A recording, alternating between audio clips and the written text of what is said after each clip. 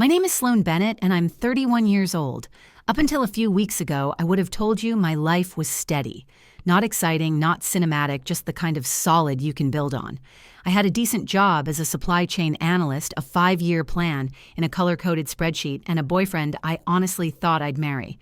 His name is Caleb. We'd been together for 5 years talking about rings and venues, saving for a wedding that felt more and more real every time we opened our shared budget.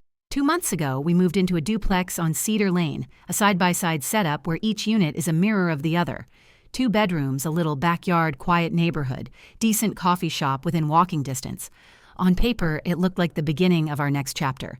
We split the rent, argued about paint swatches, talked about kids in that half-serious, half-dreaming way couples do when they believe they have time. I used to stand in the tiny kitchen air smelling like coffee and toast and think, this is what stability feels like. Then the woman next door arrived, and everything I thought I understood about stable shifted. It was an early Saturday in September, the kind where the air feels thin and cold before the sun remembers what it's supposed to do. I was making coffee watching the kettle steam when Caleb glanced out the window above the sink and suddenly went still. "Oh my God," he breathed. "Someone's finally moving in next door." The other unit had been empty since we signed our lease. The landlord, Mr. Henderson, had said he was looking for the right tenant, which I assumed was code for someone who won't grow weed in the bathtub. I wiped my hands on a dish towel and joined Caleb at the window. A U-Haul was backed into the driveway of Unit B. A woman was pulling boxes out of the truck like they weighed nothing. Tall, athletic build, dark hair, and a messy knot wearing a tank top, even though it was barely 60 degrees out. She laughed at something the driver said, head tipped back, unbothered by the cold. "Cool," I said, half awake. "Guess we get a neighbor." "I should go say hi," Caleb said. "Be neighborly."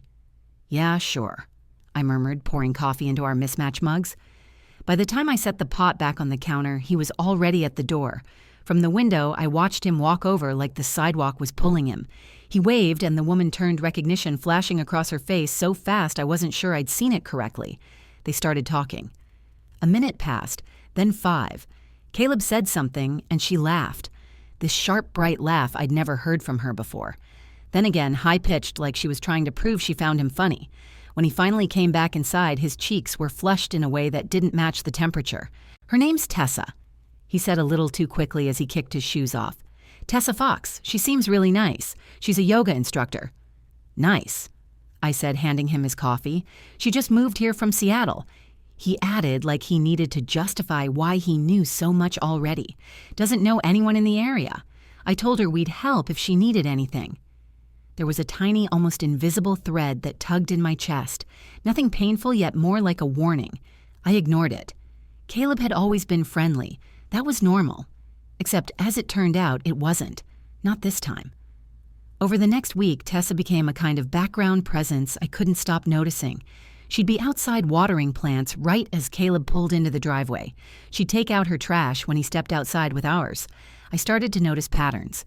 Their conversations lasted 10, 15, sometimes 20 minutes. Caleb would come back in afterward lighter, like he'd just taken off a heavy coat. I told myself I was being paranoid. It was harmless. She was new. He was nice, that's all. Then the balcony thing happened, and pretending it was nothing got a lot harder.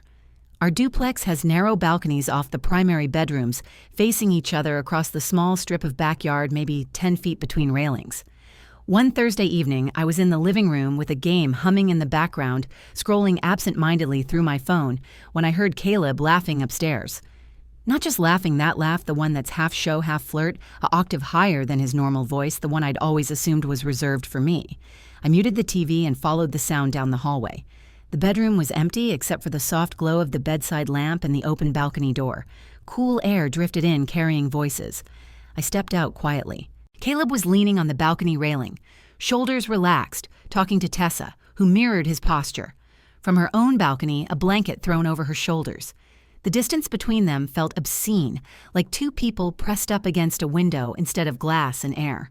"And then you just went straight into the pool," she was saying, laughing. "You were so sure you could land that backflip." "Oh my God, don't remind me," he groaned, grinning. "I had bruises for weeks. Worth it," she said. We couldn't stop laughing. They weren't talking like new neighbors. They were talking like people who shared a past I'd never heard about.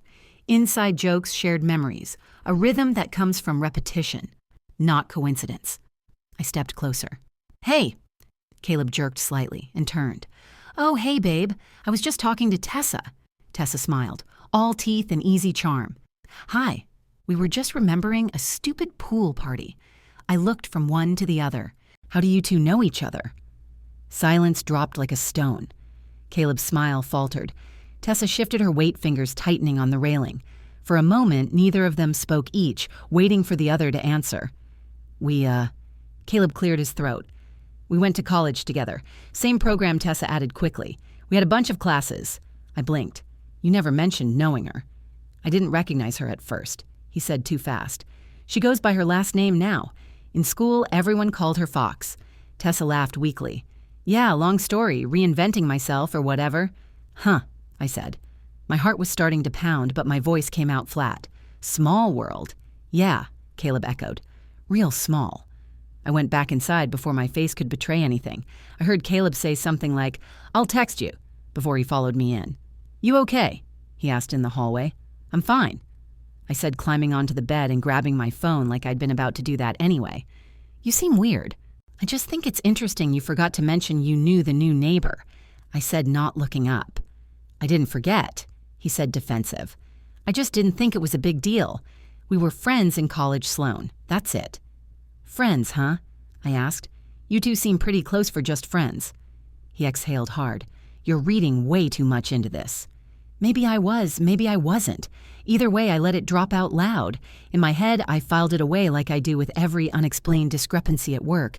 A strange number in a report, a missing signature, a timestamp that doesn't match. That night, I couldn't sleep.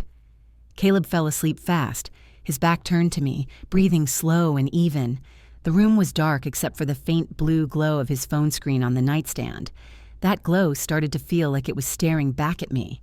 I told myself not to check that going through someone's messages was a line you don't cross unless you already know the relationship is over. But the thing about being good with data is once you know there's a missing piece, your brain won't let it go. When Caleb got up for a shower, the decision made itself. Water started running in the bathroom. The fan word on. I waited 3 long seconds, then reached for his phone. It was locked. My stomach dipped, but muscle memory is a traitor. I'd watched him unlock it 1,000 times. 4 digits his old jersey number.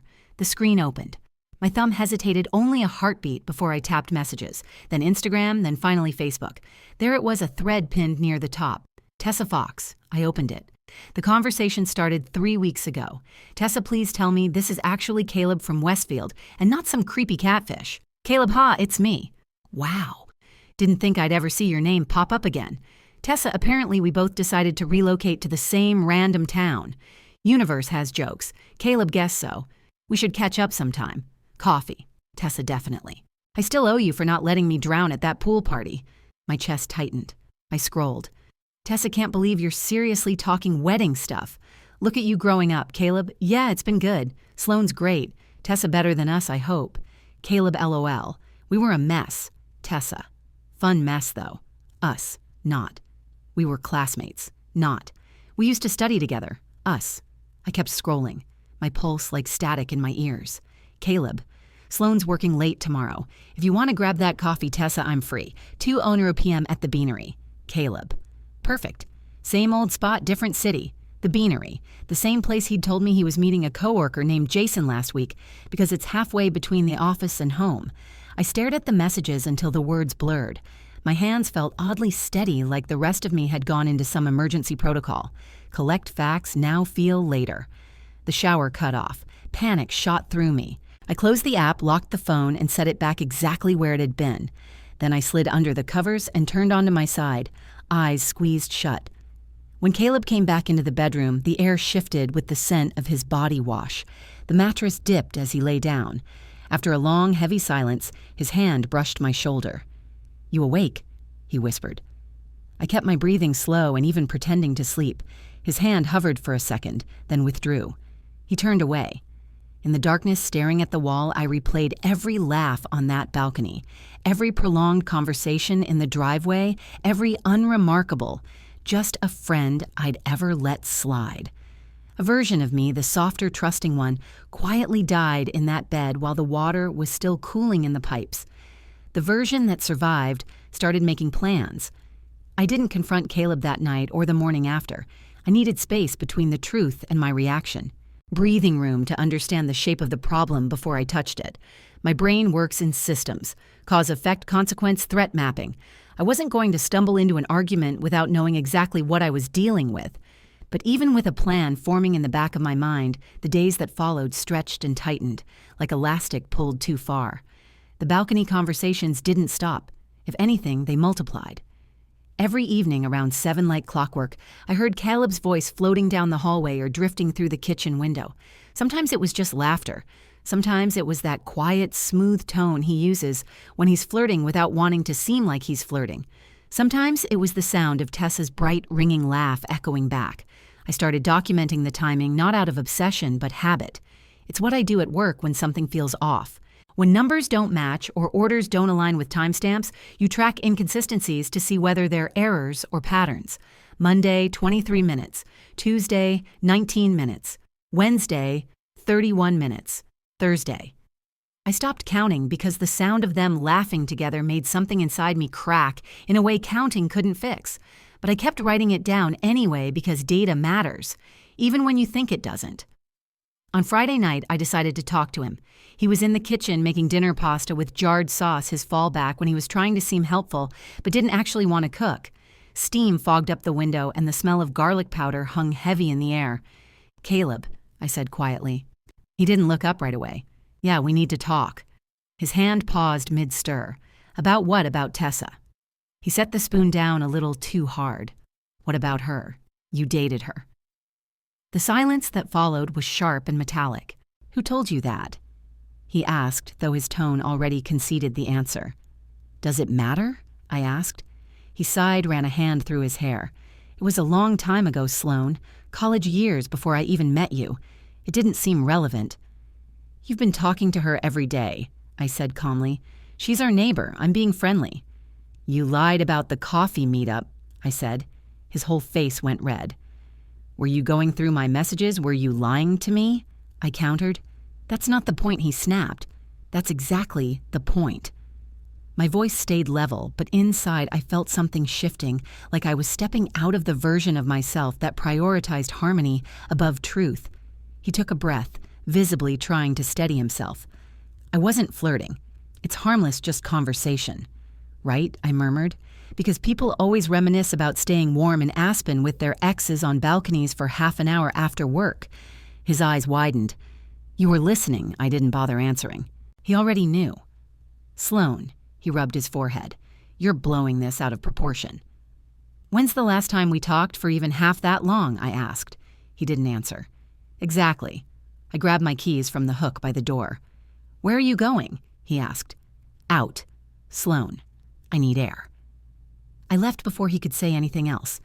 My car felt colder than the night air, like the upholstery absorbed the tension from the house. I drove without destination until muscle memory took over and steered me toward the small office park where my friend Ethan kept his property management business. The lights were still on inside. He was sitting at his desk with a stack of papers, glasses slipping down his nose, the picture-perfect portrait of someone who hadn't allowed himself to go home yet. He looked up when I stepped inside. "Sloan," he said, "you look like hell." I sat down across from him. "I need a favor." "What kind?" he asked, leaning back slowly. I started at the beginning. The move in the balcony, conversations, the secret coffee date, the messages I wasn't supposed to see. He listened without interrupting his expression, shifting from confusion to disbelief to quiet simmering anger on my behalf. When I finished, he exhaled. "Okay," he said. "What do you need from me?" "The duplex," I said. "I need options." He blinked. "Explain." "I called our landlord," I said. Asked, "What happens if one of us wants off the lease?" He said the other can take over or do a transfer. And Ethan asked, and I asked about Tessa's unit.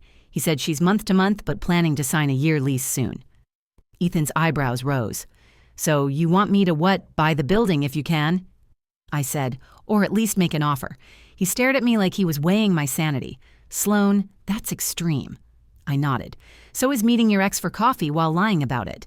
He closed his eyes for a moment. "Even if I could, what does booting her solve? It removes the proximity," I said. "It forces everyone to reevaluate their choices." He leaned forward. "The problem isn't Tessa." I swallowed. I know. So what's your actual plan? I looked him straight in the eye. Control. I want control. Not revenge, not sabotage, just control of the situation. Because right now I feel like I'm drowning in someone else's choices. Ethan was quiet for a very long time. Finally, he whispered, I can try. Thank you, I said softly. You sure about this? He asked. No, I said, but staying quiet while he emotionally cheats on me through a balcony wall isn't an option anymore. He nodded slowly, resigned. I'll make some calls. The next 3 days were a blur of ordinary actions layered over extraordinary tension. Caleb and I barely talked. The house felt tight and airless, like it was shrinking around us. Every time I heard Tessa's voice carrying across the yard, something inside me twisted, then hardened. Ethan called me on Monday morning. It's done, he said. I own the duplex. I sat down on the edge of the bed. Both units. Both, he confirmed. Cash deal. Mr. Henderson wanted out. Timing was unreal. A strange calm washed over me. Not satisfaction, not vindication, just certainty. Now the second part, I said. Sloan, he hesitated. This is where it gets messy. I know. You sure you want to go through with all of it? Yes, I said, my voice steady. Every step he exhaled. Okay, I'll drop the new leases. After we hung up, I stood in the bedroom staring at the quiet balcony beyond the glass. That 10 feet distance had been enough space for Caleb to lie, to flirt, to cheat, in all the ways that don't leave physical evidence, but leave emotional wreckage. If he needed space to figure himself out, I was going to give him plenty, just not in the way he expected. Ethan wasn't wrong. This was the messy part. The part where suspicion stops being an internal storm and becomes a plan with edges, timestamps, signatures, and consequences. But once I made the decision, something strange happened. I went calm, not peaceful, just steady, like I'd finally stepped into the version of myself that stops waiting to be reassured and starts taking charge. The new leases arrived in my inbox on Thursday afternoon. Ethan texted, "Lease is ready, yours signed, his unsigned. You sure?" I didn't respond right away. I just stared at the PDF on my screen. My name alone at the top of the Unit A lease and Caleb's name typed neatly on the Unit B one. Separate spaces I murmured aloud, testing the words in the quiet of our bedroom. It sounded almost therapeutic, almost fair. Except the context wasn't therapy. It was consequences. I printed the document, slid Caleb's into a plain envelope, and tucked mine into my tote bag. Then I returned to the bedroom closet. His clothes hung exactly where they always did, shirts arranged by color. His few suits toward the back, a handful of hoodies he never threw away because he claimed they had character. I started with the hoodies, then the shirts, then the pants. Not everything just enough. Enough to signal a beginning, enough to signal an ending. By the time I zipped the last suitcase, the late afternoon sun had shifted through the blinds, carving pale lines across the carpet. Dust floated in the air like static. I rolled the suitcases into the spare bedroom one by one, lined them neatly along the far wall, closed the door quietly behind me. There was something deeply unnervingly satisfying about the sound of the latch clicking. Next step informed the landlord, or technically, the exandlord. I dialed Mr. Henderson's number. "Brad, sorry, Sloan." He corrected himself. "What's up? I heard the property sold." I said, "Yep, closed 3 days ago. New guy seems squared away." "Right," I said, as if I didn't already know the new guy by his middle school nickname. "So, about our lease. New owners honoring all existing leases," Mr. Henderson said. "You two are fine." I was actually wondering, I continued, if Caleb and I could split the lease temporarily. "That's unusual," Mr. Henderson said, voice tightening with landlord instincts. "I know," I said softly, "but we'd both pay rent. No risk to the owner." "Well," he said, "like I said, it's not my place anymore. You'd need to talk to the new landlord. Here's his number." He rattled off Ethan's number. I thanked him, pretended to write it down, hung up, took a deep breath, texted Ethan instead. "Me. Can you handle the lease split Ethan already drafted? You want me to deliver it, or are you giving it directly me?" "I'll do it." The cursor blinked for a moment. Then Ethan replied, "Ethan, Caleb's not going to react well." "Me, I know." Ethan and Tessa. "Me, she'll have 30 days, just like you said." "Ethan, you're sure about everything." "Me more sure than I've been about anything in months." That night, Caleb didn't come home until after 9. He smelled like cold air and cologne, not the office. He tried to sneak in quietly like I was asleep. I wasn't. I listened to him undressed in the dark to the soft sounds of his phone buzzing to a message being typed and quickly deleted, then typed again. I didn't turn toward him. He didn't turn toward me. Two bodies sharing a bed and nothing else. Saturday morning, I woke early. I moved through the kitchen, quietly made coffee-toasted bread, normal motions in a house that no longer felt normal. I set Caleb's lease envelope on the counter, right where he'd see it the second he walked in. Then I left. I needed him to find it without me watching. I drove to the gym and stayed there almost 3 hours moving through machines, mechanically letting my body carry weight so my mind didn't have to. When I finally returned home, Caleb was sitting on the couch, holding the envelope like it was a diagnosis. His face was chalk white. "Sloan," he said, "what is this?" "My new lease," I said calmly. "And yours?" His voice cracked. You're moving out." "No," I said. "You are." He blinked hard. "This isn't funny. It's not a joke," I said, setting my keys on the counter. "You can't just relocate me," he stammered. "You can't." "I can," I said quietly. And I did. His breath went shallow. "You bought the building." "Ethan did," I said, "but the leases are real." He shook his head over and over. "Sloan, this is insane." "No," I said softly. "What's insane is texting your ex behind my back, meeting her for coffee, reminiscing about staying warm in Aspen, and then standing 10 feet from our bed, flirting with her on a balcony." His face flamed red. You recorded us, you lied," I said, repeatedly. Caleb's voice dropped to a whisper. "I'm sorry. I am. It didn't mean anything." "Then why'd you do it?" I asked. He swallowed hard. It was just nice to feel wanted. "You've been so distant lately." For the first time in days, I felt something. Not anger, not heartbreak, just clarity. "I've been distant," I repeated. "But I'm not the one having secret coffee dates with someone I used to sleep with." He flinched. "You've got until Monday," I said. "Your suitcases are already in the spare room." "You packed my clothes," he whispered like that was the real betrayal. "I was saving time." His voice cracked. "Sloan, please don't do this. We can fix this."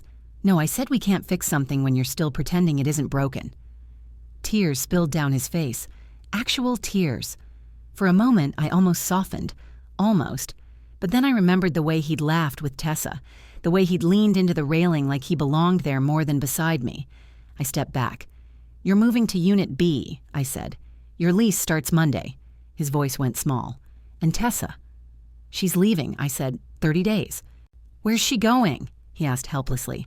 "Don't know," I said. "Don't care." I walked past him, opened the front door, and let the cold air fill the hallway. "You have the weekend," I said quietly. "Figure it out." And then I left him sitting there, still clutching the envelope like he could keep the world from shifting by holding on tightly enough. I thought the hardest part would be delivering the envelope. I was wrong. The hardest part was the stillness that followed. When I came home later that evening, the house felt too quiet, like the air itself was waiting for something to happen. Caleb was sitting on the edge of the bed, elbows on his knees, staring at nothing. His eyes were red-rimmed. His shoulders slumped in a way I'd never seen. The envelope lay open beside him. His signature line was still blank. He looked up when I stepped into the doorway. "Sloan," he whispered voice, "you don't have to do this." The wild thing was he sounded like he believed it. He sounded like he thought we could still rewind, go back to the moment before he stepped out onto that balcony, before he sent the first message, before he let nostalgia chip away at the foundation of our life together. But there wasn't a rewind button for emotional betrayal. There never is. "We don't need to drag this out," I said softly. "You have the weekend." He rose slowly, like moving through fog. "I messed up, Sloan. I know I did. But this feels punishing." "It's not punishment," I said. "It's clarity." His jaw tightened. Clarity would be talking this out, not. He gestured helplessly toward the envelope. "This isn't normal." "You're right," I said. "Normal would have been telling me the truth." His face crumpled. "And normal," I continued, "would have been setting boundaries with your ex, instead of treating our relationship like some comfortable safety net you could disrespect in private as long as you kept up the right tone in public." He didn't reply. Couldn't, because we both knew those conversations with Tessa were not friendly. They were intimate, familiar. A slow slide back into a dynamic he hadn't finished grieving, a dynamic he hadn't told me existed. The next morning began with tension so thick it felt like humidity. I walked into the kitchen to find Caleb sitting at the island, both hands wrapped around a mug he wasn't drinking from. He had dark circles under his eyes, hair-tousled face drawn. The suitcases were still in the spare room. He hadn't packed another thing. He looked up. "We need to talk." I opened the fridge. "We've been talking." "No," he said firmly. "You've been deciding. I've been trying to keep up." His voice didn't hold anger. It held fear. A fear I recognized too well because it was the same fear I felt when I first saw that balcony laugh. I closed the fridge and leaned against the counter. "What do you want to talk about?" He swallowed everything. "So we did. Or rather, he did." He talked, and for once I let him. "I didn't expect her to move in next door," he said. "I swear I didn't. That's not the issue," I said. He nodded. I know. The messages were stupid. I should have told you she reached out. I should have told you we met for coffee." "You told me you were meeting Jason," I reminded him. "You lied." His shoulders hunched. "I did, and I'm sorry." Why, I asked quietly. For lying, for wanting her attention. His eyes jumped to mine. He didn't answer right away. Silence stretched thin and sharp. Finally, he exhaled because she knew me before I knew how to be better. I blinked. He rubbed his hands over his face. It wasn't about wanting her back. It was about God, I don't even know. Feeling like the version of myself she knew was easier, less pressure, less expectation to be someone who doesn't screw up. "You didn't screw up," I said softly. "You made choices." That hit him harder than I expected. He stared at the table like the grain pattern held all the answers he never looked for. "I wasn't trying to cheat," he whispered. "I never touched her. Emotional cheating never requires touch. People say that like it's a defense. It isn't." "Caleb, I said you planned meetings with her around when I was gone. You shared old stories. You told her things you didn't tell me." He flinched, eyes glassy. "You weren't just reconnecting," I said. "You were escaping." He didn't deny it. The rest of the morning blurred into an endless loop of apologies, explanations, half-formed justifications that died the moment he heard himself speak them. Not once did he ask why Tessa was being evicted. Not once did he ask how Ethan bought the building. Not once did he acknowledge the 10 feet of air between the balconies where most of the damage happened. Because in his mind, the problem wasn't proximity. It was opportunity, and he'd taken it. By noon, he seemed wrung out. A shell. We sat in silence until he finally whispered, "Do you really want me gone?" I opened my mouth, closed it again. Truth felt dense in my throat. I said slowly, "to not be someone you betray in whispers." He looked like he'd been punched. "And I don't know if that's someone you can be with me," I said. He closed his eyes. His voice shook. "I love you?" I nodded. "I believe you. But you're still making me leave," he said numbly. "You left," I said, "the moment you chose to lie." He pressed a hand over his mouth like he was holding something in. Guilt, grief, regret. Maybe all three. "Sloan," he said quietly, "please give me another chance. I said, just not the one you want." His brow furrowed. "I'm giving you the chance," I continued, "to take accountability, to live with the consequences of how easily you let her back in." He recoiled like the truth had teeth. The move out happened in small, painful waves. Caleb packed a few more things. Then he'd stop, sit on the bed, and stare at the floor like action was betrayal. The sound of drawers opening and closing followed me through the house. Soft thumps of boxes, muted footsteps across the hallway. By evening, he was officially moved into Unit B. We didn't talk during the process. We didn't even make eye contact. The last thing he carried into the hallway was a framed photo of us from 2 summers ago.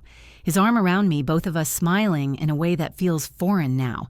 He held it a long moment before placing it gently in a box, sealing it shut with slow, trembling hands. When the door to Unit B clicked closed behind him, for the first time the sound echoed like a gunshot through the entire duplex. I stood in the quiet of Unit A, my heartbeat filling the silence. I wasn't relieved. I wasn't triumphant. I was grieving something I wasn't sure had ever really existed. A version of us where honesty wasn't negotiable. A version where the balcony had stayed just a balcony, not a confession space for 2 people who used to be us. I sat on the edge of my bed, hearing faint movement through the wall on the other side. Caleb unpacking, placing pieces of our shared life into a unit that symbolized everything we'd lost. And in that moment, I understood something with painful clarity. Taking control doesn't always feel like winning. Sometimes it just feels like choosing the pain you can live with. The first night without Caleb in Unit A felt wrong in a way I didn't have the vocabulary for. The duplex once so full of background noise, 2 toothbrushes clinking in the same cup, the familiar weight of his footsteps walking down the hallway, the muffled sound of his shower running while I folded laundry was suddenly hollow. Echoes had replaced presence. Every sound felt too sharp. Every silence felt too long. I lay awake staring at the ceiling, listening to nothing and everything. The hum of the refrigerator, a distant dog barking the occasional shift of the building settling. For the first time since the night I found those messages, my chest felt tight, with something heavier than anger. It was grief, not for him, for the version of me who believed he wouldn't lie. Around 2 a.m., I heard faint movement through the wall on the other side. A drawer closing a soft thud, Caleb adjusting to his new unit. He was 10 feet away.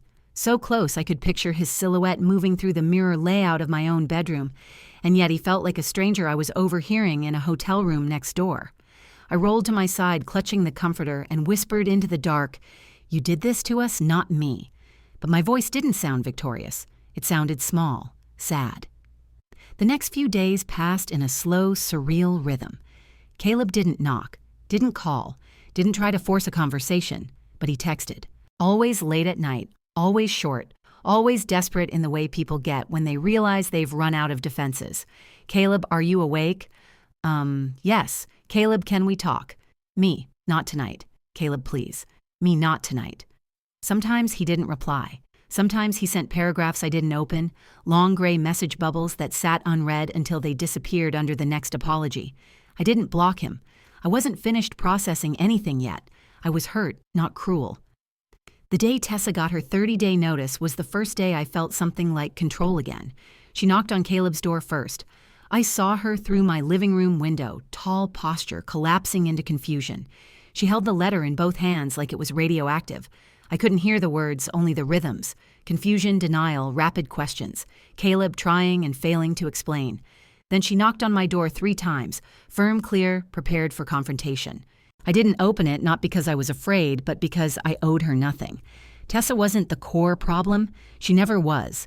She was a symptom Caleb invited back into his life, a temptation he chose to indulge, a secret he decided was worth lying for. Let her be angry. Let her be blindsided. I wasn't going to offer her any more of myself. By evening, she'd left a note under my door. I didn't read it, just slid it into the trash can without breaking the seal. 3 weeks later, she was gone. I watched from the kitchen window as she and a friend loaded the last of her boxes into the trunk of a silver Honda. Caleb helped her carry the final suitcase. Not intimately, not warmly, just awkward, defeated.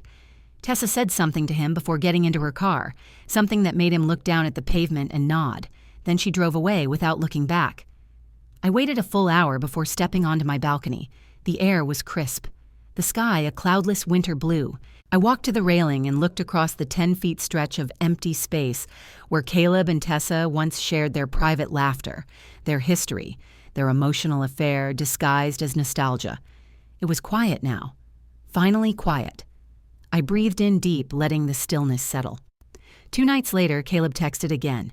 "Caleb, I'm moving out next month. I can't afford it alone." Me. "Okay. Caleb, that's it. Just okay." Me. "What do you want me to say, Caleb?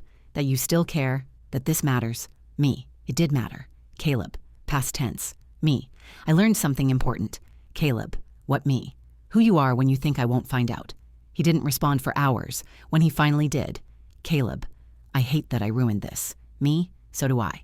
Caleb. "Do you hate me?" Me. "No, Caleb." "Then why can't we fix it?" Me. "Because wanting to fix something isn't the same as being someone who won't break it again." This time he didn't reply at all. When moving day came, Caleb didn't knock on my door, didn't ask for help, didn't say goodbye.